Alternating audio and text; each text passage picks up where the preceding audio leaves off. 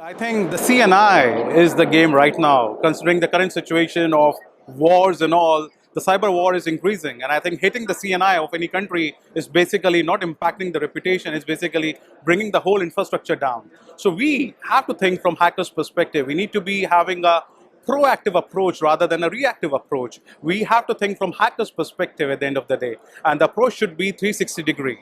And cybersecurity needs to be treated as a program like we treat safety in any critical national infrastructure. So I think end-to-end, it should be a holistic approach considering all the 360-degree parameters when it comes to cybersecurity for critical national infrastructure. Every customer have the different business requirement and different needs. As we say, one size don't fit all. So depending upon the vertical, depending on the customer, it's very important to understand what challenges, what pains they have. And then you define a strategy from start till the end. And cybersecurity is continuously evolving at the end of the day. And what we believe is innovation and growth are the typical two pillars of any OT cybersecurity, because you need to bring a lot of innovation and a lot of different approach to treat the customers and address their challenges at the end of the day.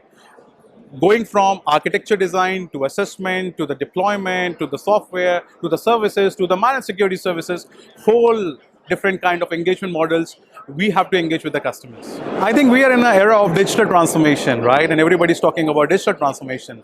Smarter buildings, smarter sensors, smarter technologies. So people have to think differently. People need to bring smarter technologies in place. So I think what we are, willing to help customers is with a single pane of glass visibility across their OT assets. And it's very important to understand what you know and how you can have and address those challenges of the inventory. How you can prioritize that, how you can bring remote connections in, because in the COVID world, we have a restriction in traveling, how you can transfer data from one site to another site. So there are different challenges. And I think the most important challenges we have in cyber world of OT is the skills. People are not that skilled to help the customers. And this is what we bring, 100 years of experience to help our customers to address those challenges. So I think the best practice is to treat cybersecurity as a program in itself. You cannot stop at one solution or at one partner. It's continuously evolving. And I think recently we have heard that the attacks on the OT and the CNI world has quite increased a lot. And the frequency is great and the impact is more powerful.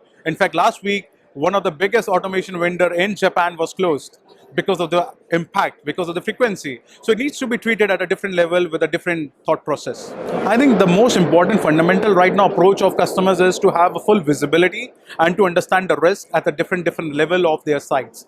After the visibility and you know what to prioritize, then you can have a proper program to address those kind of risks, and then you can take a proper steps to mitigate those risks.